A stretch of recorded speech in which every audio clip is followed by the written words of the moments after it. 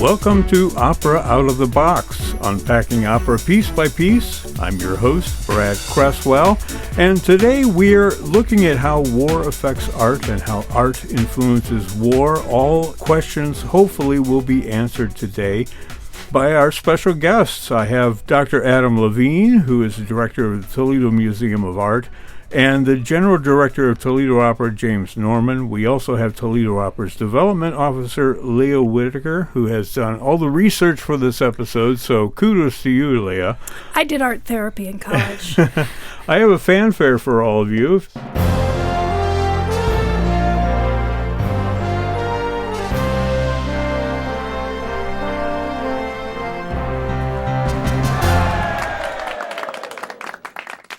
Now, I promise there aren't going to be any more music or any more quizzes or anything like that, because we have a very serious discussion. Very serious. We've talked about love and war. We've talked about love with Giacomo Puccini's opera Tosca, and war with South Pacific of Rodgers and Hammerstein. And we're focusing today on how war and art go together, for lack of a better term.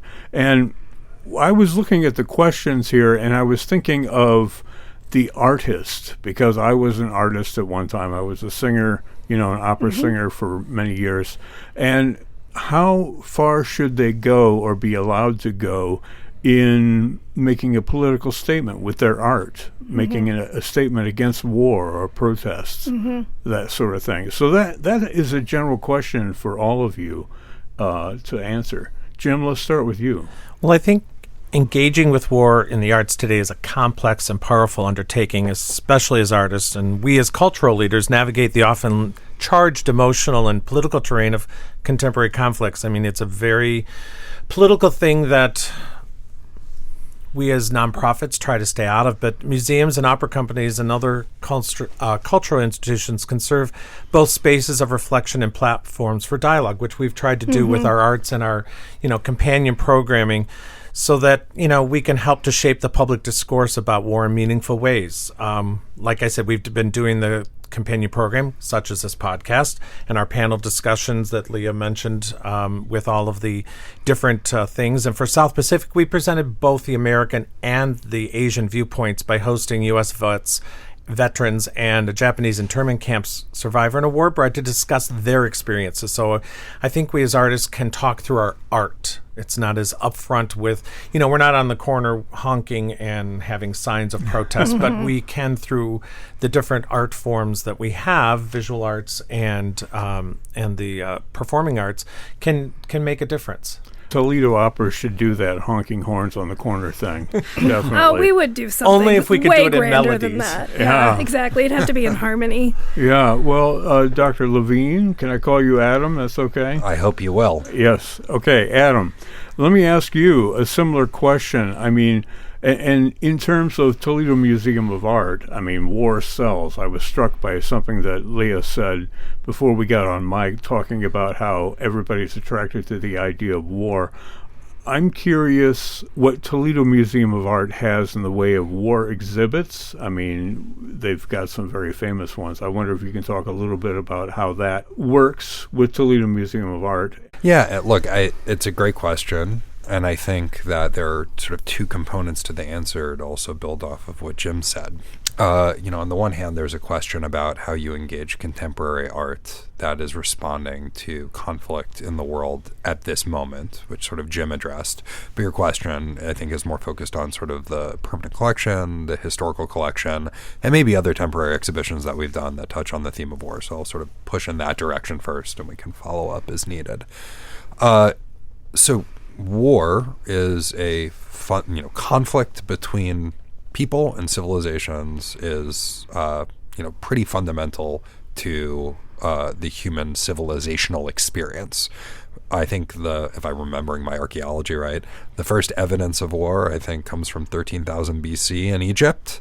And as soon as people become sedentary and start claiming turf and resources to support expansion, there's conflict. So highly correlated with the emergence of agriculture and sedentary populations, you end up with conflict. So for millennia, we've seen war. And for much longer, we've seen art. art is fundamental to the human condition. So it goes without saying that in an institution that collects 6,000 years of human history across 6 continents, we've got a lot of artwork that relates to warfare. And incidentally, vestiges of warfare or conquest show up in artwork. So there are some paintings like that quite literally depict warfare, like Antoine Jean Gros showing, a battle scene on the Battle of Eylau. And then there are works like our Gandharan Bodhisattva that show from Pakistan, India, right, from sort of that sort of region of the world, show a figure wearing what looks like a almost diaphanous Greek or Roman toga, or sort of Greek vestment. And that shows the influence of Hellenistic art as Alexander, right, pushed the Hellenistic Empire that far east. So, war is absolutely fundamental to art history because it's fundamental to history. And I'm sure we'll unpack more, but, as for that very reason, you find war throughout the Toledo Museum of Art collection. I would also say on the temporary exhibition side of things, we have not done an exhibition that is expressly about war, but the exhibition we've done in my tenure that most closely relates to it is, of course, the exhibition that we did on arms and armor, showcasing, of course, things that were worn into battle, more ceremonial, but things that were designed right for battle, and magnificent works of art, but directly related to ideas of conflict. I feel like we just had a history lesson, Yeah. right? Absolutely. An art history lesson. I have a very philosophical follow-up to that because this is a very exciting conversation for me. So in my sort of imagination, war happens because human expression, peaceful expression reaches its limits. And we can look at that like in political terms, like that would be diplomacy sort of reached its limits. Therefore, war is sort of the next escalation.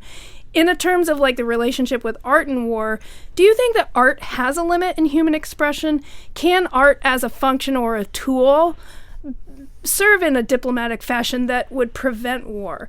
And this wasn't on our question list, but I'm wondering, this is all really about human expression, and in the development of human civilization, war is actually an essential tool of transmuting culture and history. Like, it's actually essential to our development, and I would assume art is also. So do both of those sort of functions in human history have their limits? Like, or do you as men of the arts think that, this is the way to go? Like, we should practice more human expression through artistic means. So, sorry, a lot to unpack there, Leah. Yeah. That's a great question. Yeah, just hit me. Yeah, so the first thing I would say is war. I would contend, because I want to live in a society that doesn't have war, that war is not essential. Conflict probably is essential to the human condition. And I also think that sometimes war is not a last resort. I do think there are instances in history where it's used, proactively, with devastating effect. So which is sort of just to frame that, ideally there would be no war. Yeah. But war does have a secondary consequence of diffusing ideas, which is, I think, what you were sort of getting at. And that is what I was sort of describing with, Alexander's conquest eastward, right? And the residual formal and stylistic influences that you see in Gandharan art. And there are myriad other examples. But there are a lot of examples at the Toledo Museum of Art of artworks that were created as diplomatic gifts, including, quite recent acquisition of this remarkable Safavid carpet, so made in sort of 16th century Persia, but likely would have been made for export. We actually have something, a taza, a glass that we know was given. It's a fascinating object, which we think is Turkish glass and French gold. Ooh. That was probably given by the Ottoman emperor to Lord Kelsing, the Norwegian, I believe, diplomat. You have such a fun job. Yeah, it's pretty fun. So So art does serve this function of diplomacy. It can calcify imagery around war and can act as a physical residue of that osmosis of ideas that sort of you've discussed. But I think it is also sort of embedded in that question is something I'm sure we'll get to later on, which is when art can be used in the service of the state engine around war, which obviously gets closer to propaganda.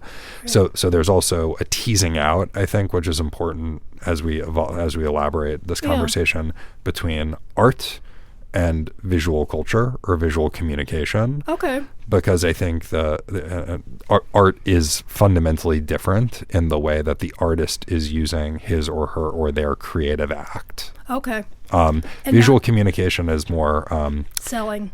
Well, and it's more didactic. Mm-hmm. It's less about the creation of a feeling. Okay. And it's why it stirs less. Good Lord. Well, and I think the audience has to come into that as well, because if the audience is more open to the ideas and the change, they're going to be more moved by a painting, an opera, whatever. But if they're very shut down and they're just, okay, entertain me, whatever, they're not going to be as open to that. Mm-hmm. So you're seeing more of like there's even a fourth dimension when we talk about these creative expressions that includes those who receive. Absolutely. I can walk into the museum sure. and see, oh, that's a pretty painting, but if I don't know the history behind it and I'm not engaged enough to look into that, how much has that changed me? Right. Same thing with any, performing arts. Okay, that was great. I clap. But is it really into my soul, and am I thinking about it on the way to the car? Right. I was going to ask you, Jim, how does this stuff that Adam has been talking about, how does it filter into the world of opera? Because there are a lot of examples of operas in wartime and musicals in wartime. You did one recently. I wonder if you can talk a little bit about opera and war as it relates to, what you do. Well, I think throughout history, there's been a lot of societal comments, let's say that, by composers. With Tosca, there was the Napoleonic Wars. They talked, there's fighting against Cavaradossi and his friend Angelotti are both fighting against what Baron Scarpia really wants with Rome and the Napoleonic Wars. With South Pacific, everyone thinks of Rodgers and Hammerstein as these light, fluffy musicals of Sound of Music and, King and I and things like that. But they all have a very, very pointed message in them. South Pacific happens to be about not only war, but race. Mm-hmm. So, yes, they're you're having fun with some of the numbers, but there's a lot of pointedness that composers can get into. When you look at Verdi's Rigoletto, he was really not happy with, I think it was King Francois, and King Francois, from what I understand, was not the nicest of men and a lech. And so Verdi was going to make comments about this in Rigoletto, but really couldn't do it because of state censorship. Mm-hmm. So he changed the king to a duke and changed it from France into Mantua. So, we skirt the issue by not going exactly and naming the person so that we can get around the state censors, which were very big back then.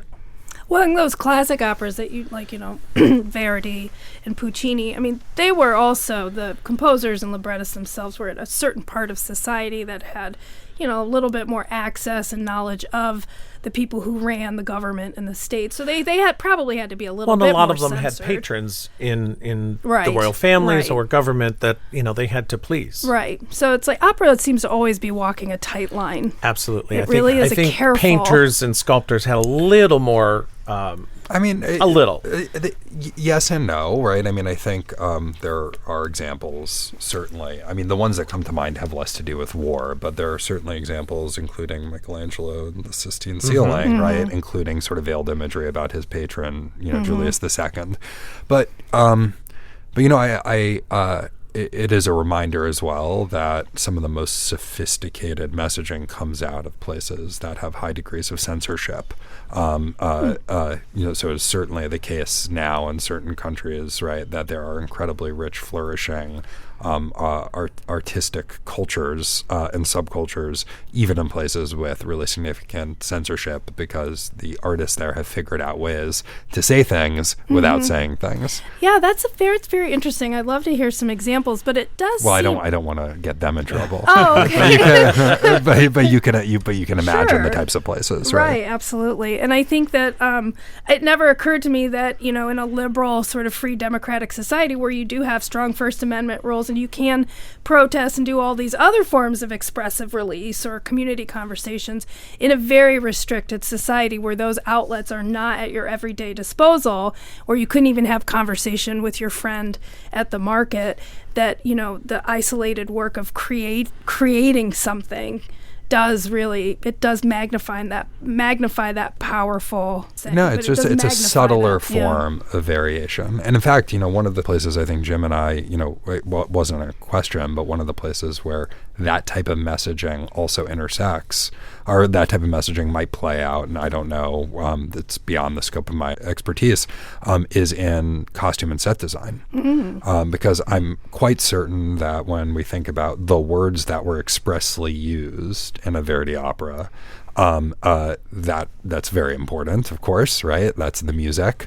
But there were also quite intentional decisions about how it would have been performed, how it would have been situated in relation to your earlier point, Jim, of a specific audience. Correct. Right? And those all carried cues as well about what was intended around these things. So the visual arts are not divorced from opera, nor is opera divorced from the visual arts. Again, I can think of great examples of set and costume design by very significant artists. I am not expert enough to know how that plays out in operas related to war, but I am certain that there must have been some visual messaging as well. The production design always goes hand in hand. Right. So if you're moving it from France to Mantua, you're obviously going to have a different style of costumes and setting and everything like else. And I think that when you go to famous artists like Chagall, who did a whole series of things at the Met for the Magic Flute. I don't remember. I don't think his hangings are still in the lobby. But you've got famous people that do that, and it does give it a different look. It depends on whether, right now on Broadway, we were just talking before we went on air about the opening of Othello with Denzel Washington, and that is a contemporary piece of Shakespeare, but they've put it so that it's in 2025 in uniforms of the current period. Which to some audiences is jarring that you're not seeing Shakespearean, but it does give it a whole different feel. Yes. Yeah. It makes it much more relevant now than it would if you were in, bodkins and all of that kind of thing. Yes. Well, Brad, this is a great conversation. One of our best. I was curious about what Adam said, mentioning propaganda, and I wonder if, there's some kind of correlation between the music world. You think of like Shostakovich, for instance, who had this thing going on where he was always, poking fun at the establishment without them knowing it, hopefully. And I wonder, Adam, if there is art that was created as propaganda, that kind of thing. If you have any examples of that, or if you can talk about it in general. Yeah, look, I think propaganda is it's a very, we could have a philosophical conversation about what constitutes propaganda, right? So I think, generally speaking, back to this point of audience cognizance, propaganda can be for a narrow audience, but I think propaganda is, generally speaking, a tool of the state and is therefore used with populist aims. Probably the most controversial example that I could offer, because art historians still can't decide whether or not they like the works as art, or Norman Rockwell's Four Freedoms.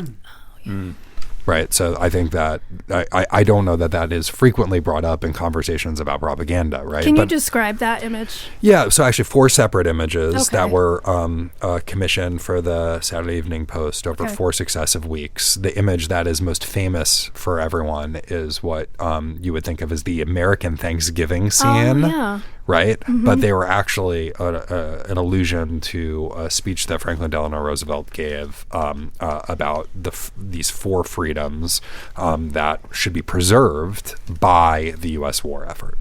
Oh, okay. Right. So they're not frequently associated with the war effort, but they are kind of these iconic images of Americana, right? That sort of depict, right, freedom of religion, freedom from want, right?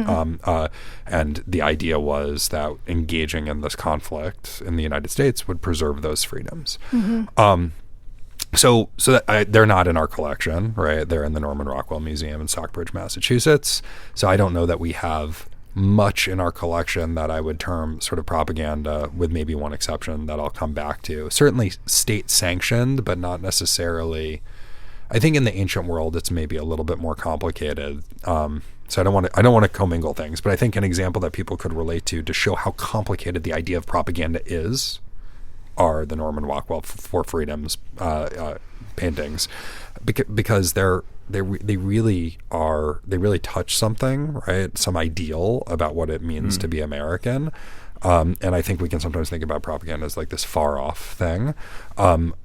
And I think actually Norman Rockwell is like a very capable, right? Was a very capable artist. But so that's just to sort of belie the complications of talking about this topic.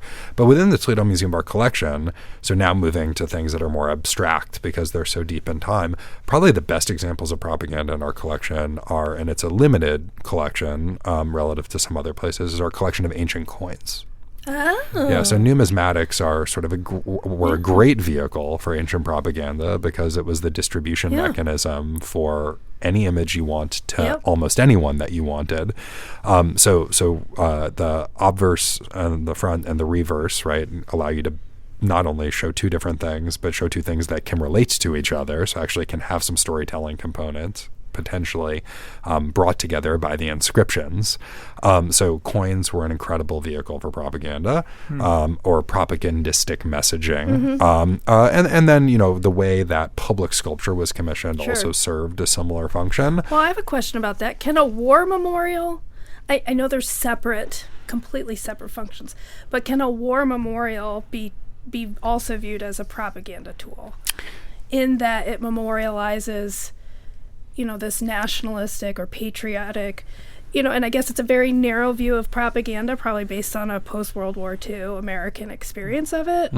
But, sometimes, like when you go to war memorials, you kind of feel conflicted about, I don't know, one could have an emotional conflict of paying tribute to those who have sacrificed for American freedom, but also not agreeing with the function of war. Like you were saying, it's not essential to culture. Yeah. I mean, this is what a bit of why I opened up with the 4 freedoms, right? I think propaganda can sometimes be defined by the counterparty.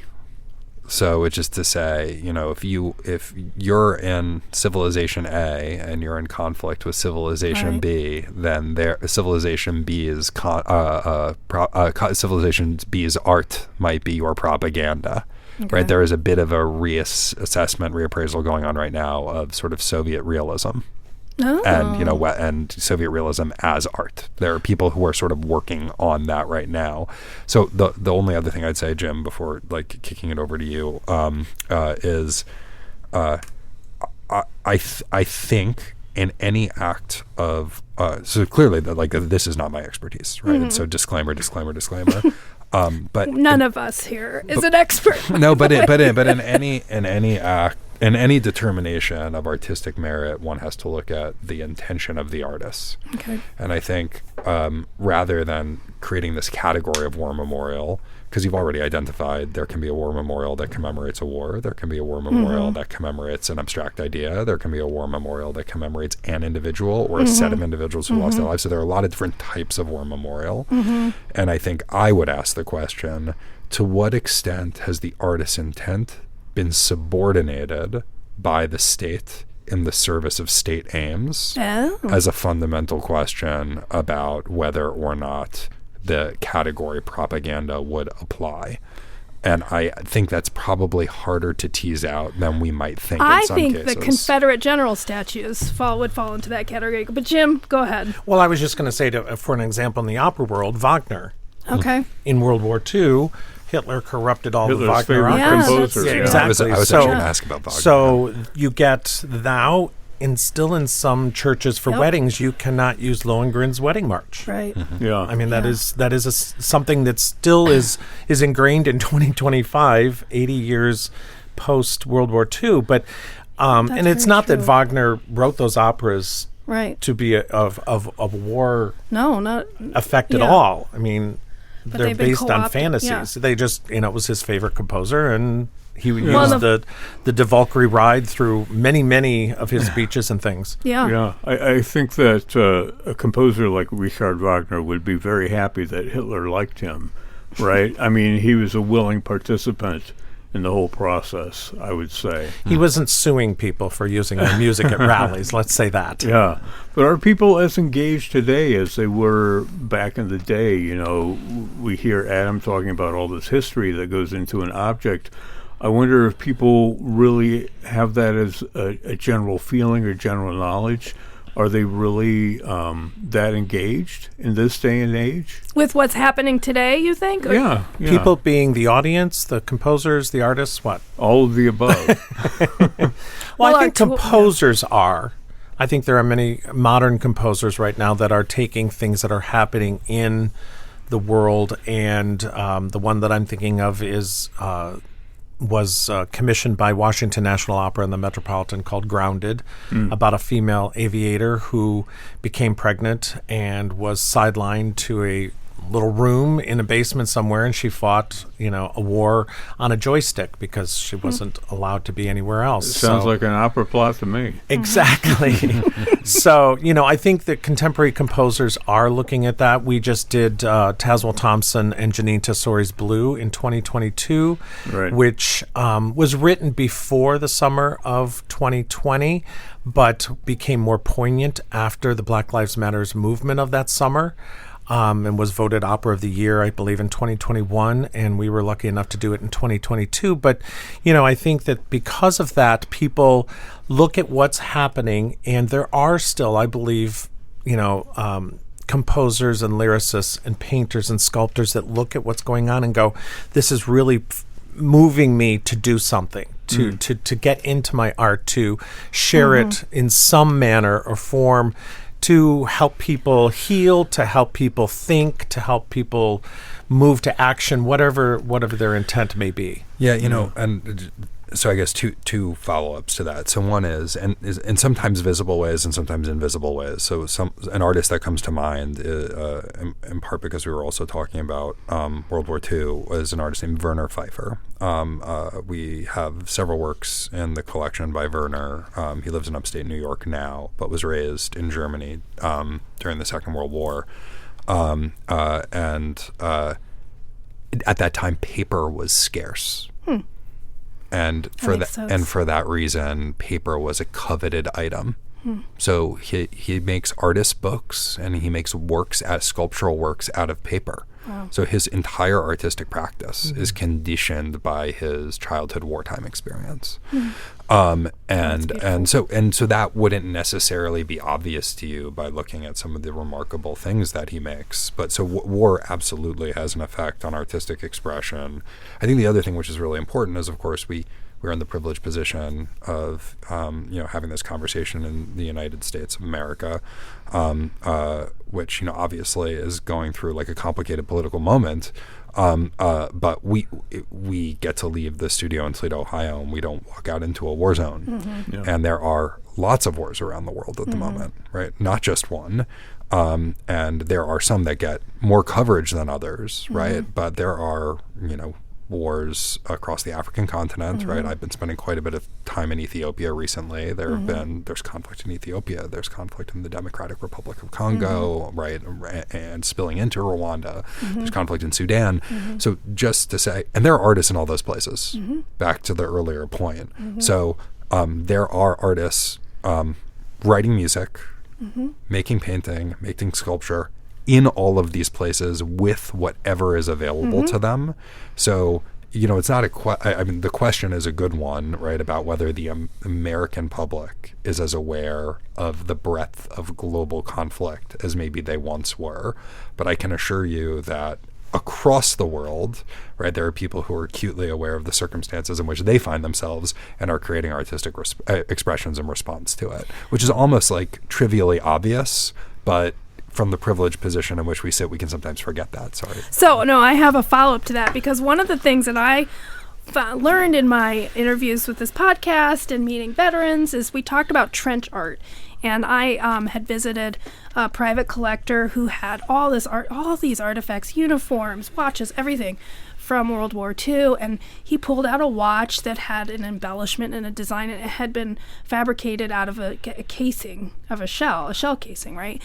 And I was like, oh, wow. And so it got me thinking about, oh, wow, there's a whole term for trench art, and it's people using the materials that they have in their hand to create these embellishments, often passed down to families through the generations as sort of like mementos.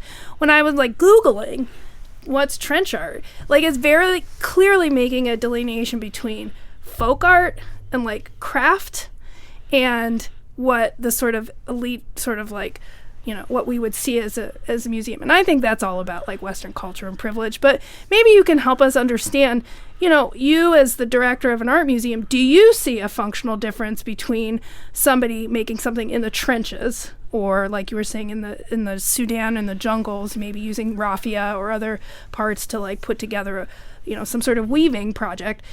How do you think there is a distinction? Should we look at these with distinction, or maybe you can tell us like what is the power of that sort of in the trench art, and how does that help the individual? Yeah.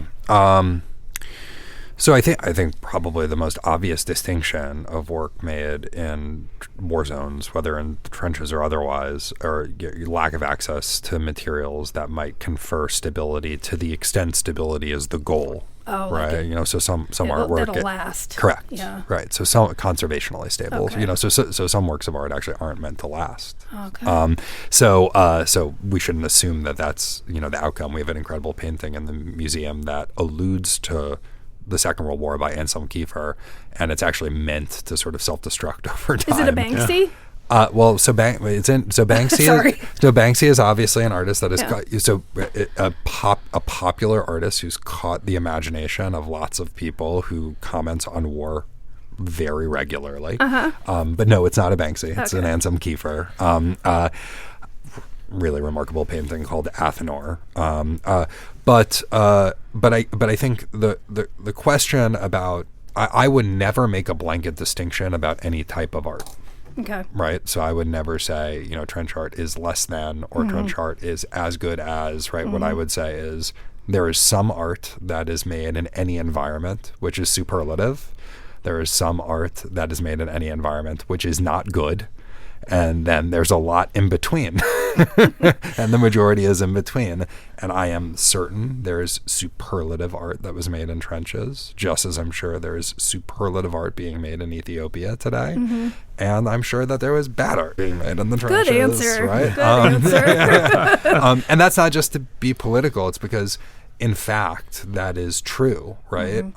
So 1 in 3 people in the United States consider themselves an artist of some kind. And that doesn't mean that they paint. It could mean they play the guitar. It can mean that they sing opera, right? So that means 1/3 of our armed forces, right, are artists too, to say nothing of sort of, you know, what one might find oneself doing to pass the time. So there's a lot of art being made out there, and I can't generalize the U.S. to the global population, but a sample of 350 million is pretty significant. So I'm guessing there are a lot of artists who make art in service to their country's armed forces around the world. Sure.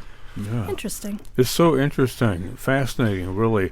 I wonder if war is good for anything, really, when it comes to art. I mean, you talked about the artist Werner, I can't remember his last name. Pfeiffer, Werner Pfeiffer, and how, you know, being in wartime shaped his childhood and shaped his art all the way through. I wonder if there's anything that comes to mind that war could be good for. It sells. It sells tickets. It puts butts in the seat. Yeah.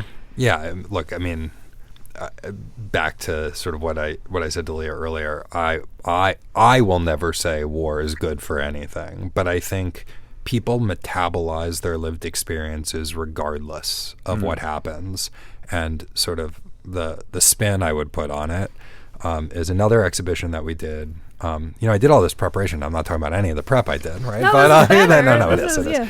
I prefer this anyway. We did an exhibition, an artist about a decade ago. His name was Varshan Bogosian, an Armenian last name. And he was a professor at Dartmouth in a bunch of collections, including ours. A shared patron of ours, Mary Wolfe, was a collector of his. And he was really an artist. I mean, he was really, really active in the 50s and 60s. And great friends with all those artists, sort of like a mid-century surrealist, created these incredible sort of installations and vignettes. And again, we have some in the collection from found objects. So we were doing this small exhibition, and Varshan came to Toledo, and the idea was he actually went to the Maumee Antique Mall, and he sourced objects for some of the works in the show. So he was around, and I spoke with him, and he was, I think 89 then, a decade ago. As I said, he was sort of, if you were doing the mental math, you were like, he was in the scene in the 50s and 60s. People were probably, listeners were thinking, how old is he? So he was 89. He's passed away, unfortunately, which means he wasn't just born during the Armenian genocide. He had memories of the Armenian genocide. Jeez. And he ended up at Yale, and he studied with Joseph and Annie Albers, and went on to have this distinguished teaching career, and really have a following and gallery representation. Anyway, I would see Varshan around, and he was here for a week at a time, and I'd say, "Hey Varshan, how are you?" And he would always say, "I'm terrific." And this is a decade ago. I'm in my late 20s. I'm a millennial. So angsty millennial and late 20s equals cynical, right? Okay. So I'm like terrific. At some point, I'm just like, Varshan, come on, you can't be terrific all the time. What are you actually terrific? And he said, look, Adam, if you've seen what I've seen, why would you be anything but? Yeah. Right. So he made the decision based on the horrors that he saw to control his affect, to control his disposition, to not let small things get in the way. And, he was an incredible guy, and I didn't know him intimately, but it always stuck with me. And so I guess that war is good for nothing, but if it is your grounding, if it is your baseline, right, it probably does make other things seem not that significant. Yeah. Jeez. One thing I would like to talk about, you, since are both directors of an organization, how do you decide if you were to do a show, if you were to do an exhibition with war, like how would you curate that? What would you like to do? And Jim, if you had $1 million, to put on, like what would you want to see, and like how would you choose? Well, there are contemporary artists. You think of somebody like Mary Kuyumjan, who is a composer, and she's writing stuff that's related to the Armenian genocide.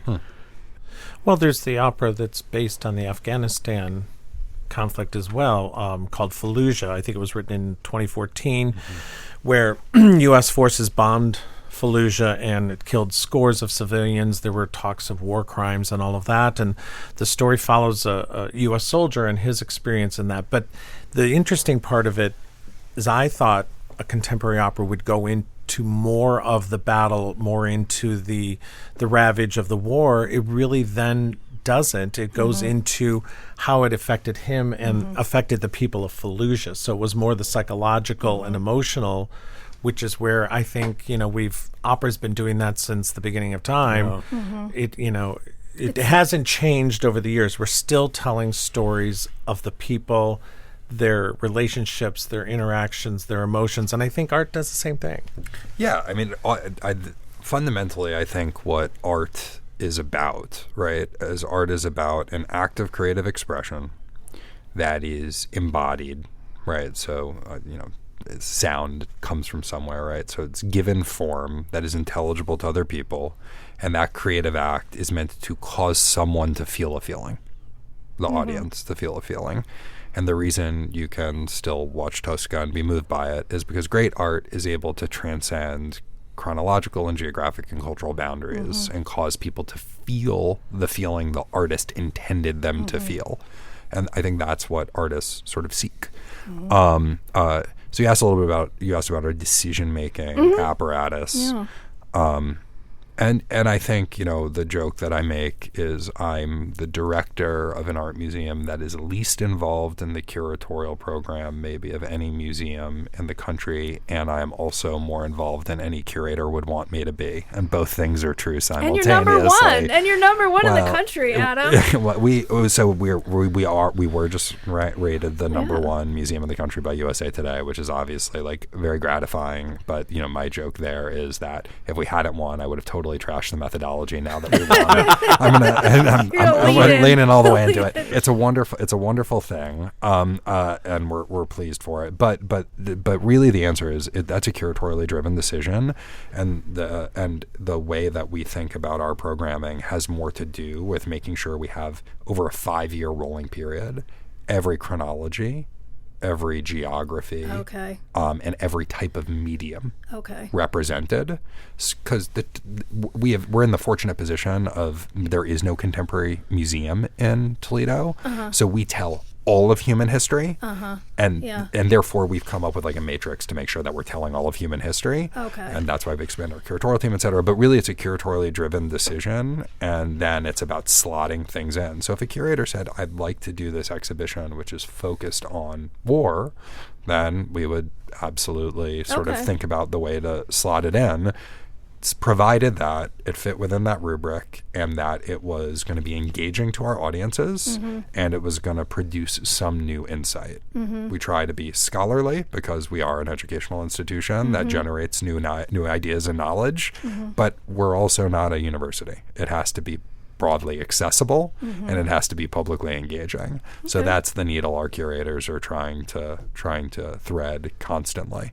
And if you're giving out $1 million to pursue ideas, I'd be happy to take it. Right? I think we've misunderstood my hypothetical. We're all terrific in our own way. Yeah, Brad will write that check. Right. Thank you. And Brad. I think from the opera standpoint, we're looking at what we've done in the past. What are those classics that sell and engage? And can we do them in a meaningful manner that's not just another run-of-the-mill, magic flute? And also look at contemporary works that we think that is a good fit for Toledo Opera and our audiences, and will they engage? And can we sell a ticket? I mean, unlike the museum, which doesn't have to sell tickets, we have to put butts in the seats and earn some of that production cost back, which is only about a third that the tickets cover. But I think it's tough. We don't have that matrix that we're going to take a little bit of the 17th century and a little bit of the 18th. We really have to. Opera's really, at least in Toledo, we're hitting the 19th and 20th and 21st centuries. Well, yeah, and your repertoire, your window is so much more narrow than 2D visual arts. Yeah, we don't. Yeah, we don't have operas from 2 wheeling out BC. the mummies. No. Well, and obviously the expense model is very different. Absolutely. Right? The expense is hugely different. Absolutely. Yeah. Well, this has been an amazing conversation. Yeah. I'm just struck by the difference between how your arts worlds are absorbed by the public. For you, Jim, opera exists in time and space. It exists, it's fleeting, it's momentary. For Adam, in the art museum, a lot of the art is on display, so you come to it and kind of think about it and see it, right? I can go see it tomorrow and I'll have a different feeling than when I go see it 2 weeks from now. And that could be something that's in me or what kind of bad day I had or whatever. It gives me a different feeling. But again, you're right. When Sunday matinee comes around at 5 o'clock, it's gone, and that production with those singers, sets, costumes will never be seen again. Well, you brought up Othello, and it's for that very reason the average ticket price is, with $380 with $907 seats, right? Because it's fleeting. Yeah. Now, I will say, opera has one huge advantage that we don't have. Oh, my God, tell us. Oh, yeah. What is it? And I talk with Zach about it at the symphony. Although your art form's portable. Right. Right. We can move kind of much more portable than ours. True. A singer is portable. Sets not so much. Correct. Yeah. Correct. But that would be like saying a paintbrush is portable to you, though, because the singer is the instrument. It is the paintbrush that goes with the ensemble. It's put in a costume. It's set again a set. So in a sense, the art form of opera is not portable because it is set. But you can pick up a can of paint and move it and do art elsewhere. So I think there's a difference. Well, I hear that analogy, but I would push back a little bit. In a way, you're right. But actually, the work of art is the score. Yeah. Right. True. So, and that is portable, right? Yes, So, it is. so the singer Yes. is like the light fixture a little bit for us, which is not to Okay. minimize singers, right? No. Just like They focus the light on it. Right. that's right. Yeah. And how they interpret it is how you light it. and well, that's exactly right. And the color and the beam spread, all Absolutely. those things is the What is life the color of the singer wall gives to behind it. it? You know, Correct. all of that goes into it. So so the same opera can sound very different in different Yeah. places due to Yeah. direction and due to artist's Yeah. voice, Yeah. right? But ultimately that work, right, Yeah. which is the score, It can be right, reinterpreted. that moves, Yeah.